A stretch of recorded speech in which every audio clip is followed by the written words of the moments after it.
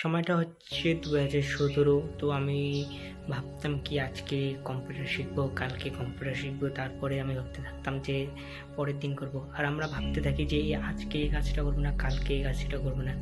এইভাবে করতে করতে আমরা ওই কাজটাকে কালকে করতে করতে তারপরে ঠিক মতন কাজটাই করি না। তো আমরা এইটাকে করতে থাকি আর আমাদের মনে জাগতে থাকে বা আমাদের ব্রেনের মধ্যে হতে থাকে প্রোক্রাস্টিনেশন এমন একটা জিনিস যেটা আপনার একবার যদি লেগে যায় বা আপনারা কাজকে অ্যাভয়েড করতে থাকেন বা আমরা এক্সকিউজেস দিতে থাকি যে আমরা কাজ আজকে করবো বা কালকে করবো, তাহলে ওই কাজটা ঠিক মতন সঠিক হয় না। এবার প্রোক্রাস্টিনেশনের থেকে বাঁচবো কীভাবে? যদি আপনারও সমস্যা থাকে যে আপনারা বলেন যে আজকে করবো, কালকে করবো, এরকম করতে থাকেন, তো কীভাবে এটা থেকে বাঁচা যায়? তো সবার প্রথমে সিম্পল আর সহজ উপায় হচ্ছে প্রোক্রাস্টিনেশনের থেকে বাঁচার জন্য আপনাদেরকে প্রথমে সমস্যাগুলো দেখতে লাগবে যে কিসের জন্য আপনারা এটা করতে পারতেছে না।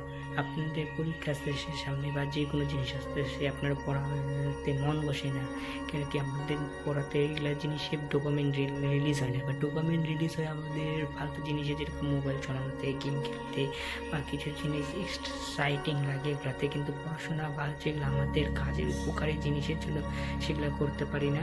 আর এরকম টপ 1% মতন আমরা কিছু কাজ ঠিক মতন করতে পারি না। ওই জন্য কাজকে সহজ উপায় করার জন্য আপনাদেরকে কাজকে অ্যাভয়েড করতে লাগবে আর ডোপামিন ডিটক্স করতে লাগবে। এবার ডোপামিন ডিটক্স কীভাবে করতে লাগে সেটার উপর আমি কমপ্লিট গাইড আছে আমার ইউটিউব চ্যানেল মধ্যে, আপনারা দেখে নিতে পারবেন। তো এইভাবে আপনারা ঠিক মতো নিজের লাইফকে ঠিক করতে পারবেন। তো এটাই একটা সিম্পল, কেন কি প্রোক্রাস্টিনেশনকে আমি বা ইউটিউবের মতো যত ভিডিও আছে এটা কেউ ঠিক মতো ঠিক করতে পারবে না, কেন কি আপনার সমস্যা অন্যরকম থাকতে পারে আর আমার সমস্যা অন্যরকম থাকতে পারে। ওই জন্য নিজেকেই নিজের সলিউশনটা খুঁজতে লাগবে। তো আবার দেখা হচ্ছে নতুন ভিডিও নিয়ে।